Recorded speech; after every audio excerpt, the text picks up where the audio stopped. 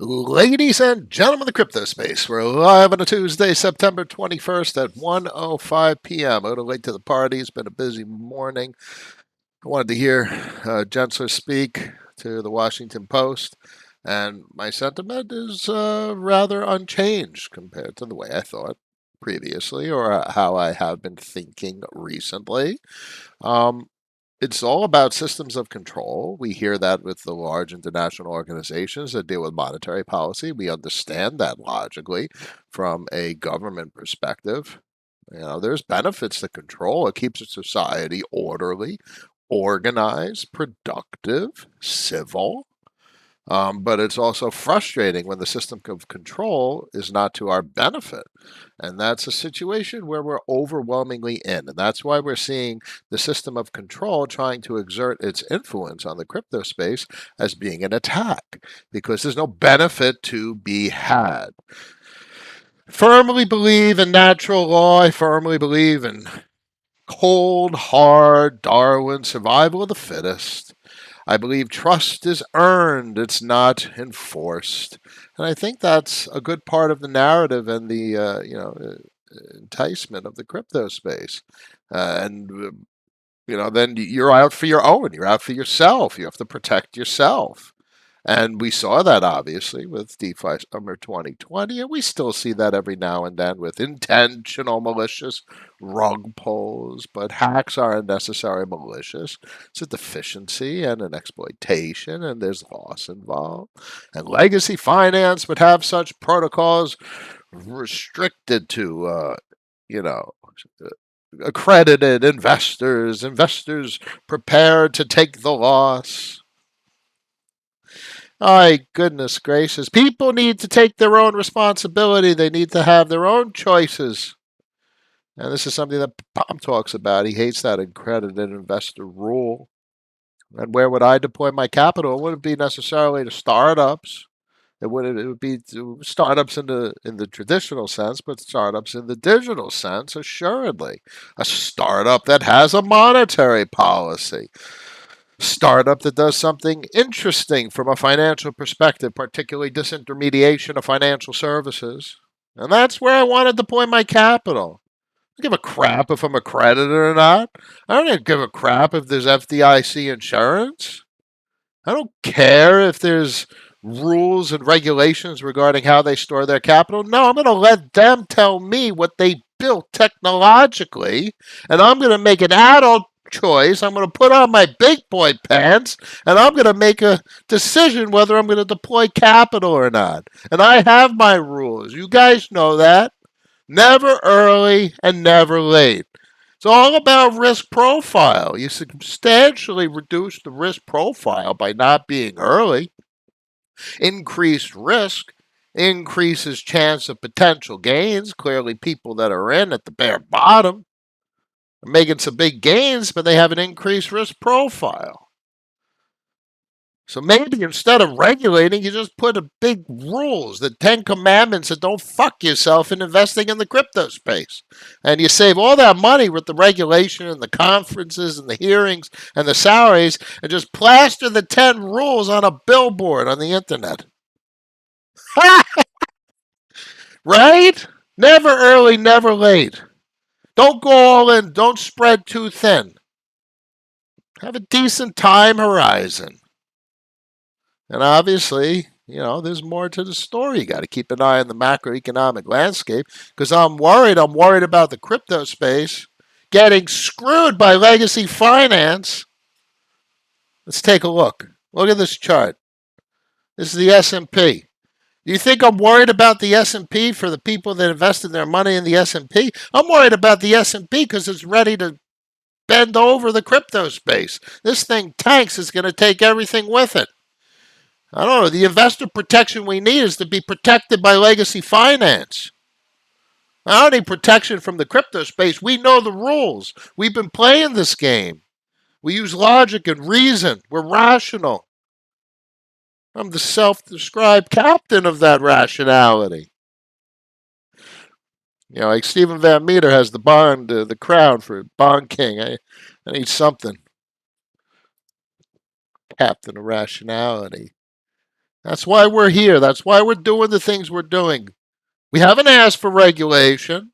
We haven't asked for protection. We protect ourselves, not the Wild West. What are these analogies and these phrases that are thrown around? Consumer protections.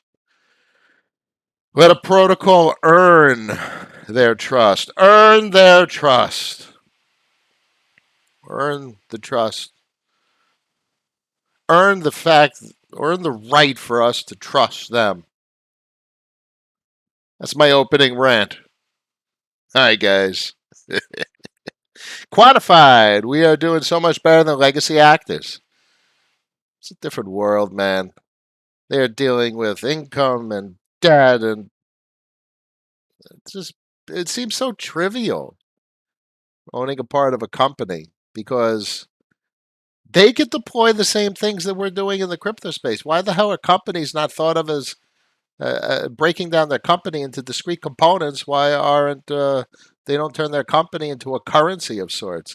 I love how like Lagarde in Europe says these are not currencies. I can't do her accent for shit. But point being, anything that transfers value has properties of a currency in many regards because it has velocity, it has liquidity, there's accessible degrees of inflation and deflation, pressures, circulating supplies. What the hell is the difference between a currency and the thing that the properties that I just described? They're living in fantasy land. And their words are very impactful on people and they're affecting the population, not to their benefit, in my opinion. Dan, hi, Noah. I can't seem to find any other ways to utilize my Aave besides lending on Celsius. Aave is not the most functional asset. Currently, the only purpose of Aave is in the security module. It's a collateralizable asset. It's meaningful because it's Aave, and Aave is a bank, um, arguably the first crypto bank. So that's a big deal. It's not something that I'm interested in too much as a position. Talman, good morning. Good evening. Good evening. Larry, let's go. Killis is in the house. Klaus, Dylan, good afternoon. Around the world. Dan, do you think Aave and Sushi coming to Avax will cause Joe sell pressure? I think Aave going to Avalanche, well, Sushi's already in Avalanche, but I think Aave going to Avalanche and with the incentives that I expect or speculate will be deployed is going to drive so much liquidity. It's going to polygon the crap out of Avalanche. You're going to see billions and billions flow in. I expect Joe to outperform. I have a Joe position. And where's Joe? Here's Joe. Joe looks solid. You know, macro financials look like crap. Evergrande's imploding. Maybe it's not. I don't know. They're gonna bail him out. How do you speculate based on all this ridiculousness going on in macro financial land? There's too many parameters, too many properties. Do we sell? Do we buy? All this anxiety and emotion. I don't know. I don't have the damn answers. All I know is I get fearful at times, but I have my convictions that I so openly and vocally discuss. This shit looks like it's about to roll over and take out the global economy, bankrupt some pension funds. Is it going to do it? No one knows. No one knows until it's hindsight and too late. Let there be fallout. Let these schmucks in Congress and government run around trying to maintain the system how they've done it for years and their daily activities and responsibilities and the programs that they support and encourage and yeah, they can do what they want to do. This is what interests me. This is what fills my time, and this is where I believe my capital is best deployed. I'm able to express myself and respect myself. And there's great satisfaction in that. Now, obviously, along the way, I don't want to lose any capital, and I have my rules. So if I liquidate, I'm going to have a heck of a tax burden, and that's something I'm not interested in at all. So that's one reality of liquidating to protect capital, my currency units and currency units. Yeah, these schmucks in government call the dollar, and it's a currency unit, and it's like it's some magic thing, and maybe I'm the one who's living in fantasy land, trying to understand this mayhem and this system that they created for us. Anyway, that was about Joe. I think Joe looks good for now. I have a good position. This is the position that I'm at least attached to. You know, it runs multiples. I'll probably migrate and incur that also disgusting tax burden to pay for all those salaries and shit. Anyway, I don't want to get into tax talk. Yeah, Liz, would you mind talking and share a bit about Spell? Your general opinion are appreciated. I think part of that house rule that was spread around on social media, the resolution.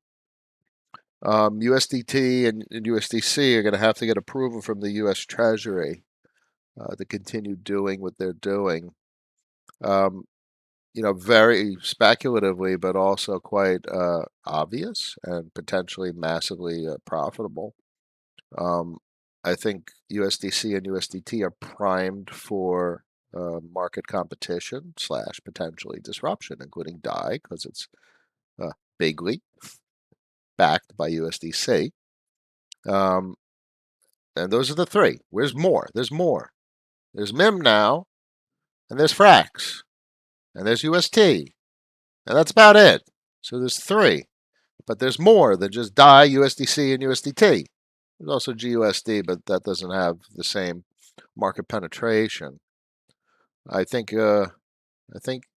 speculatively, the stablecoin market is primed for disruption. Is it not? If they get regulated and they have to, and you can no longer trade them, and then you could redeem them, so you don't lose your value. You could always take your USDC and, uh, withdraw dollars. I mean, that's I don't think Congress would be stupid enough to say, yeah, you have to shut down your smart contracts. They're centralized smart contracts, and people are out $100 billion. I don't think the Congress is stupid enough to do that. There'll be outright riots in the streets. But that sure as hell will change the narrative in the crypto space towards digital stablecoins that don't have the same centralized censorship potential, and are not backed by US dollars, and they're created by shadowy supercoders, most often either completely anonymous, pseudo anonymous, or outside of US jurisdictions. So it's a very different ballgame as compared to, Circle wants to go public with USDC, and Tether, who, with all the controversy associated with it, is clearly in a highly susceptible position to be influenced by political decisions. So to me, right now, I think alternative stables is the biggest narrative in the crypto space.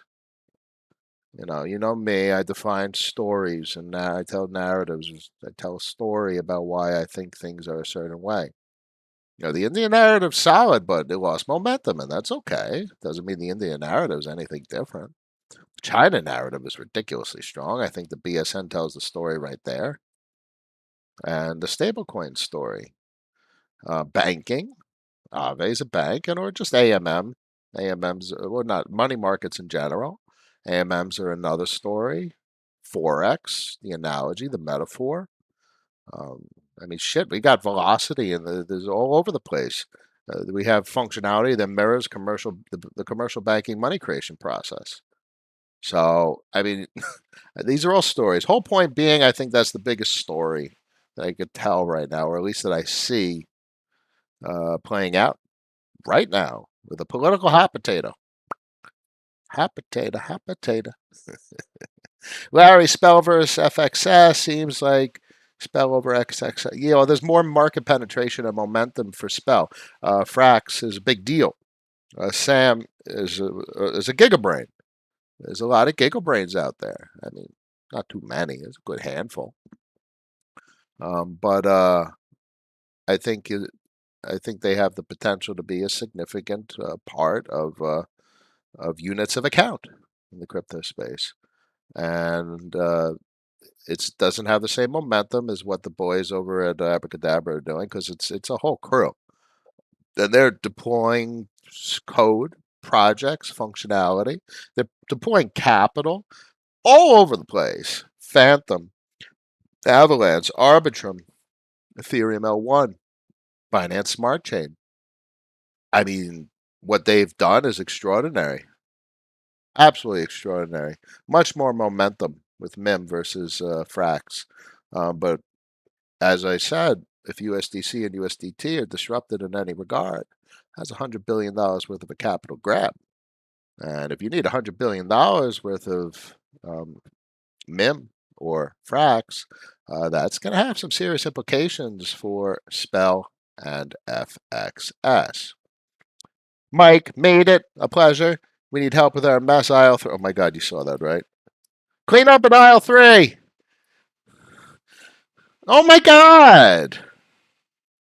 I mean, he literally needs to sit down with some DeFi folks. I mean, I just don't understand what they're thinking and trying to do. Let's jam the crypto space into the status quo legacy financial framework or a financial framework. Let's define rules.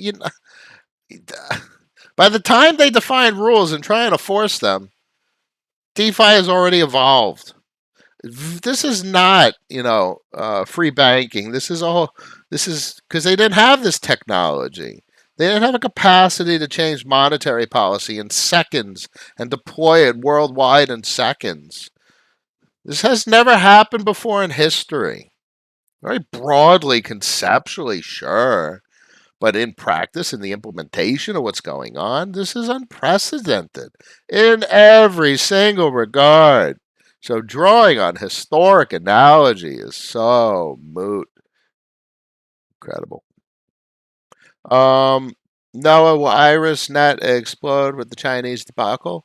I don't entirely know how to answer that, my friend. I have IrisNet because of my China narrative. Fair amount of Iris, I believe. It's Cosmos. I got a fair amount. 178,000. I got some more on osmosis because these guys just keep printing. So I take my Osmo bag and I convert it to IrisNet. So I'd say more. IrisNet. I'm not. If you're talking about fear, do you have fear? I think the better question is are you afraid? And what does that mean? And will that affect your choices if you have any choices? I mean, I can't. There's no way to get capital out of this stuff. There's no stablecoin bridges. There's no bridges back to Ethereum L1. So what does it all mean? I don't know. All I know is this capital's here, and I have no intention of touching it really. Lord of the Pine Cones, preach. Oh yeah. Mike Pie, kill a spell chart. This chart looks ridiculous. I mean, this thing looks ridiculous. These are large accumulation wicks to the upside when you see that. And the fact that it's not going down is just as bullish as it going up. Not going down means a stable price floor is being reached unless there's like a systemic disruption triggering or encouraging the holders here to liquidate. That's very bullish when you have horizontal price action because then folks are like, well, then when capital flows in, it just goes up. It's not like people are waiting for it, or maybe they're waiting for a dip to go down. But I see this general pattern as very bullish. Hey, Noah, spell is killing it. Yeah, that's a heck of a wick. 7.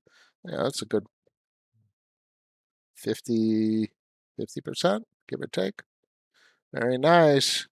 My crypto life, right on. I am the future. Hello, killers. Lewis, MMT, like the likes of Curb. What does that acronym U stand for? Modern monetary theory, and basically it means debt is not an issue. At least that's part of the theory. Check it out on Wikipedia. But the reduction of MMT basically is a currency could produce or could issue as much currency they want, and all they have to do is handle the inflationary and deflationary forces. Basically, that's it. That's That's the premise of it. You can print however much you want, but yeah, you're going to trigger some serious inflation. So you better figure out how to keep that inflation under control, which basically means taxes as well as the same shit that we deal with in the crypto space: supply disruption, incentivized supply disruption, burn components. And that's why what's going on in crypto is basically MMT in many regards. And I'd argue Curve has a lot of properties of a sovereign currency. As a currency producer, it's creating a huge amount of currency. But consistent with MMT and other protocols that are synergistic with it, particularly convex, the inflationary pressures on the asset have been controlled to a great extent. You know how we know this? Because if you go out to Curve on the weekly, this is what happens when the inflationary pressures are not controlled. And this is what happens when the system figures out how to control the inflationary pressures. You don't get appreciation with a hyperinflationary asset unless you have some sort of control over the inflationary pressures. And frankly, this chart looks ridiculous. So 1, 2, we can see a bottom bounce to well, it's 1, 2, oh, we can see a third drive down. Usually chart patterns like this, and this is the lifespan of Curve, do 3 drives down. So you have the first drive down, the second drive down, you're up, and either it breaks out or you have a drive down, and if it holds support on this trend formation, that is seriously bullish. So we can see a big dip to the downside, and then we could see a breakout. I mean, Curve is Curve. There's a reason why it's the largest position for me. Ahmed. Hey Noah, love your sour pizza shop analogies on how to be positioned in the market. I'm looking for a similar setup regarding NFTs. There's nothing similar for NFTs, my friend. NFTs are highly speculative, highly illiquid, and I guarantee you when there's any sign of bearishness in the market, you're not going to be able to sell any of them. They'll be completely worthless until the market picks up. NFTs, check back in 4 years, and you bought an NFT for $1,000, and maybe in 4 years it's worth $1 million. So that's the speculation. I mean, look at CryptoPunks. You think in 4 years from now you're not going to have a variety of projects that have gone ridiculously asymmetrical? So yeah, that's my sentiment regarding NFTs. NFTs have, for me, much longer time horizon than even the crypto assets that we discuss. But don't get me wrong, I have my NFTs. I'll show you guys my NFTs. Oh, not connected. I have nice NFTs. My wife didn't kill me. I, I told her how much I spent on these. Ethereum everywhere. Ethereum for everything. This thing was cute. I had to get this little thing. This kid has some skills. Gave him 2 Ethereum for that thing. What else do I got? I got all these fast food punk zombies and hoodies and aliens, and this thing is rare as heck. What else do I got? I mean, I love these misfits, man. These are cool. I have no interest in selling these things. I don't. If I tried to sell them, I probably couldn't sell them at all. So if I can't sell them, they're worthless. That's the beauty of crypto assets. You can sell them whenever you want because there's liquidity. I'm not a fan of speculating in the NFT space. I bought these things because they're rare, and I wanted them with no intention of selling them. Quantified, what are you doing with your ICE position cap? Where is it working for you? I put it into Popsicle, staked, and ICE. Kesha, good evening. Pleasure. Shantanu, any thoughts on the Tether and Chinese commercial paper situation? No, they have no exposure. Chris, but if we win, wealth will redistribute for the betterment of the world. I agree. I think these are much freer and fairer systems. And it's not about winning or losing, and it's about just, I think morality, what's, right or wrong, but that's kind of a subjective thing, and there's no real objective right or wrong, and that's where morality comes in and the ancient philosophers. Anyway, I get deep. I get deep. Betterment. Better for who? They've got that mess going on the southern border with the Haitians underneath the bridge. 10,000 people. I get wrapped up. I sometimes look at the news media, and I get ever so disturbed.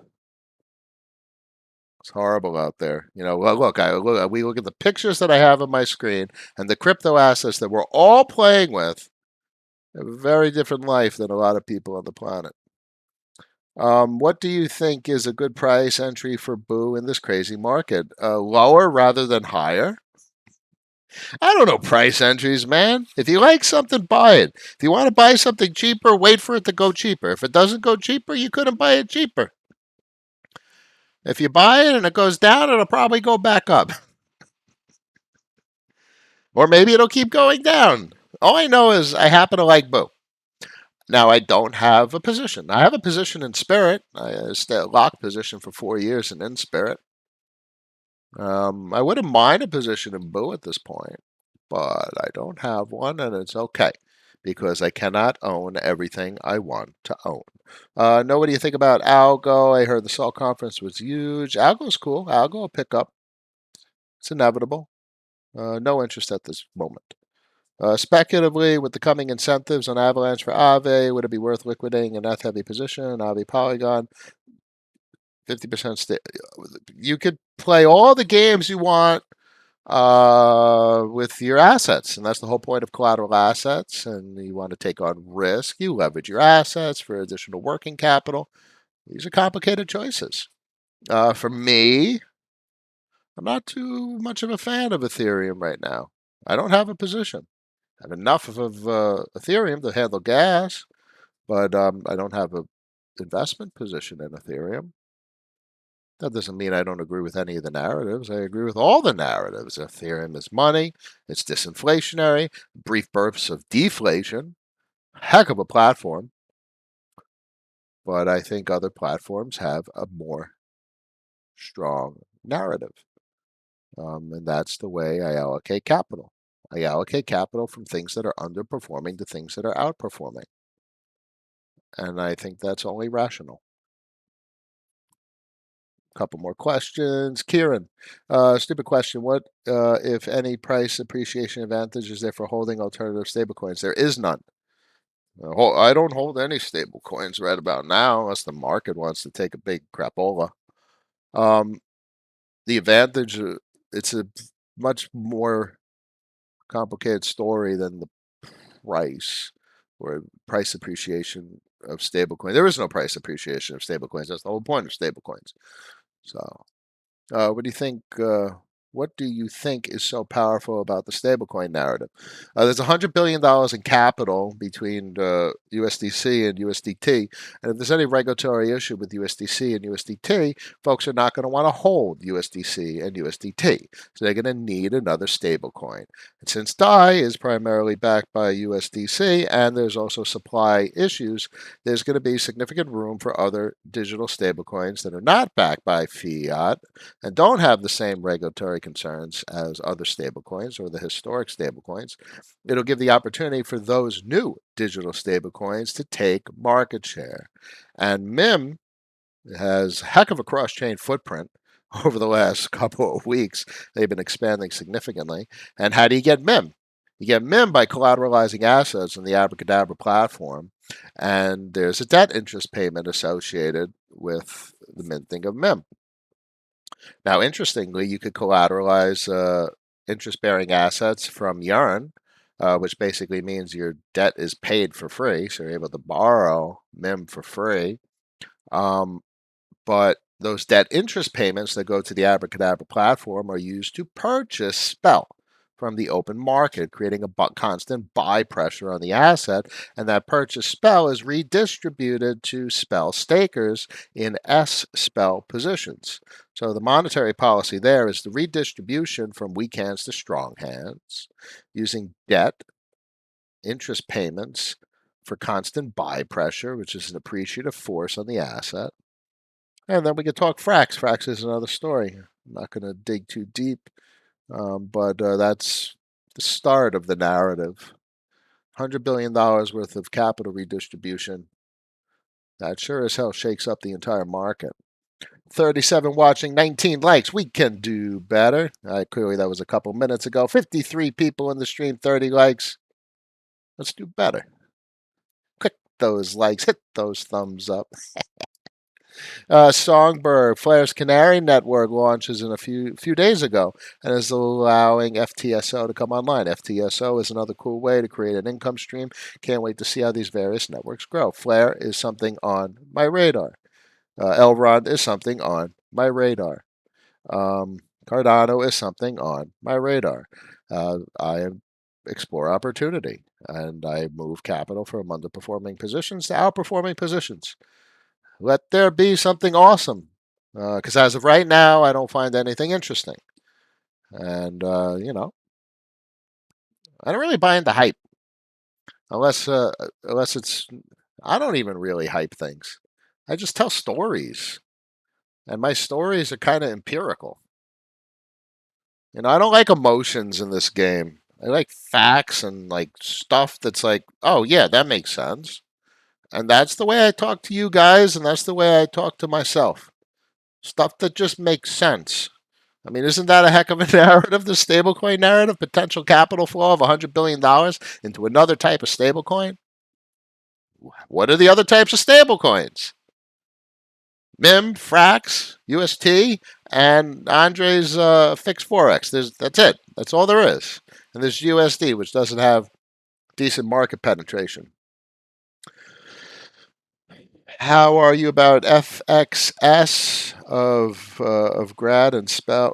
Well, I have a position in FXS. I have a position in spell, and I don't know the rest of your question, my friend. Hilda, Noah greets first of all. It's a pleasure. It's a pleasure, everyone. Where do you send your Frax shares to work? I just locked them on Frax. So I want to take part in the Frax ecosystem. You get a little bit of interest. So VEFXS. I have my VEFX here on the VEFXS page on app.frax.finance. Cranking out 13.5% yield. I got like a 2500 chip just sitting there. Forgot about that one. Greetings, man and coder. A pleasure. Trevor's in the house. You keep me sane in a time of insane old farts running the system. Yeah, they're so old. Why can't we hear like there's actually a couple like Cynthia Loomis and Tom Emmer. There's a couple of politicians that are like, oh, thank God there's someone with a decent mind out there. But we need someone with some flair and fire and stage presence to be like, whoa, look at this guy talk. And it's not, I don't know if it's me, because if I did politics, half the planet would think I'm absolutely out of my bird. And the other people would be like, oh, wow, he's actually quite reasonable. Yelling half the time, but he's quite reasonable. What made you choose one DEX over another on Phantom? The names are escaping me. I didn't choose one or the other, but I chose the protocol mechanic. In Spirit is a VE curve type position using curves monetary policy implementation, whereas XBOO is not necessarily that. Albeit XBOO is nice. XBOO is the FXS implement or even the spell implementation, where Joe has it as well with XJoe, and where protocol transaction fees are used to buy BOO in the open market, creating a disinflationary pressure and a constant buy pressure and an appreciative force on the asset's price. So it's not really a choice, and sometimes it may be a choice, and sometimes you can't own the thing you want to own, and that's okay. Brian, good morning. Truly legit. Noah, have you tried Spooky Swap? Yes. Yes, I have. It's fine. It's good stuff. That's actually where I bought most of my spell on Phantom. There's great liquidity for spell on Phantom. Encoder, do you know a place to stake curve on Polygon? No, there is not. Cantillon effect is disturbing. Yeah. Yeah, there's a lot of disturbing effects that are going on. And I think they're very real and underappreciated. HB, the most fun 60 minutes of the day. I feel the same way. Daniel, what do you think is the best way to grow the crypto community? Unknown. That's some big philosophical talk you want to get into, man. Best way to grow the people got to figure out what's in their own best interest. Self sovereignty, handling your own finances, taking your own responsibility, be your own bank, and stop delegating to other people. This general public is not in a good position. With Fidelity Investments and Charles Schwab manage broker products where other people manage your money because you can't handle it yourself. Take responsibility, own your shit, protect yourself because no one's going to do it as good as you. When you want to do something right, you do it yourself. Popsicles coming soon, quantified. I think those boys are serious brain power, and I am constantly impressed by what they've done. Any thoughts on comp? Yeah, they're probably going to do some serious institutional shit, in my opinion, which is pretty interesting. What's the point of time? So time and Olympus DAO, Wonderland and Olympus DAO, bonds as a service. That is a massive narrative. I'm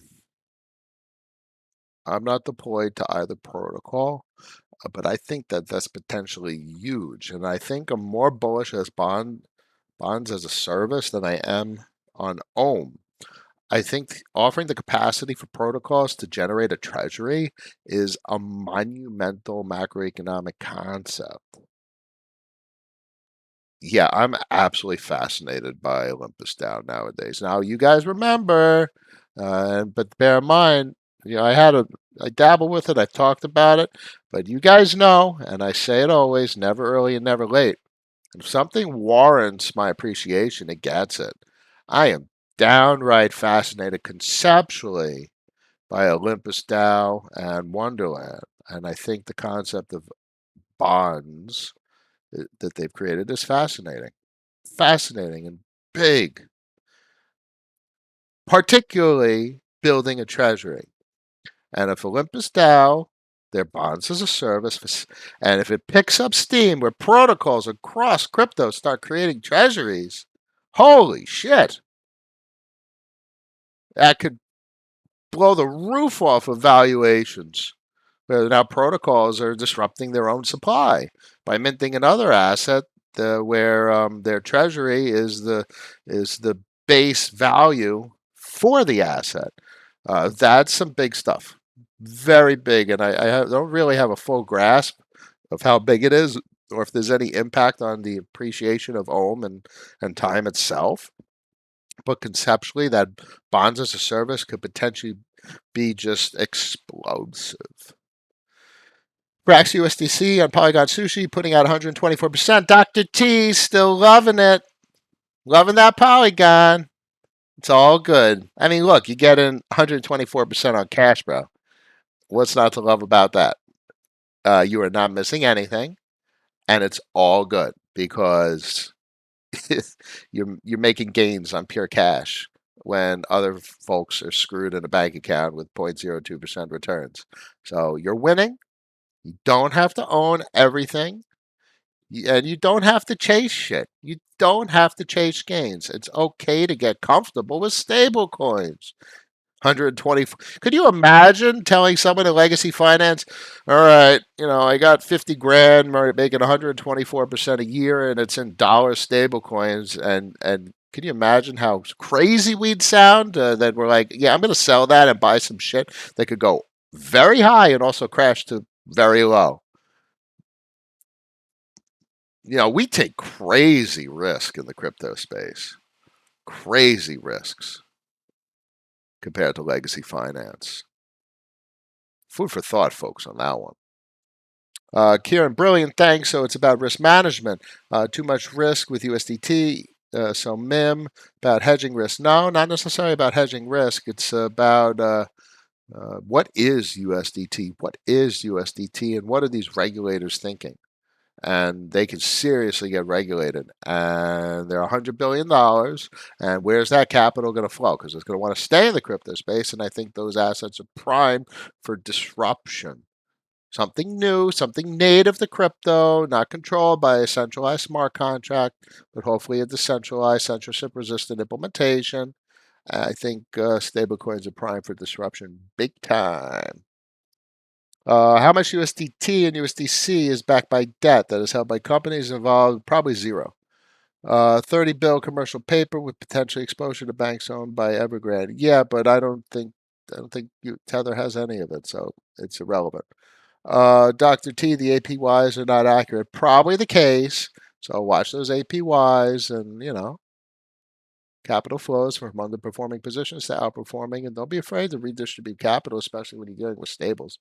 And that's why Popsicle Finance is just extraordinary when they get up and running and fulfill their mission. Anthony, 31 likes. 52 likes at this point. I'm slow on the comments. That's pretty cool, boys and girls. Pretty cool. Yeah, Gary Gensler was speaking. I saw him earlier. It was at 12 noon, about an hour and 50 minutes ago. Hilda, you're very welcome. Daniel, preach, preach. I know I get a little crazy, but, we got to have a little bit of fun while we're talking serious stuff. Any thoughts on Wonderland on time? I just mentioned it a couple minutes ago. Kill us. That's why my mom always says no. That's what my mom always says no, and I agree. I know a lot of the shit that I say is I'm only 38, but I every time I talk, sometimes I hear my father. Strange. 9 by 9. It's a multiple of 3 by 3. Crypto Yogi, tired of future money policy being dictated by people who don't even know how to restart their computers or click on a hyperlink. It's probably not that bad, but yeah, I get the sentiment, and of course we all agree. Buna Raul, I don't know what you're talking about, but it sounds good. Last couple of questions. We're going to wrap it up. Living amongst them, moving IRA assets to a self-directed that will allow investments in my pizza shop. Yeah, until the new regulations go into effect. So I appreciate the efforts. I understand what you're trying to do, and navigating the tax framework and whole regulatory avalanche that's going to hit us is going to be complicated. FOM, I don't know.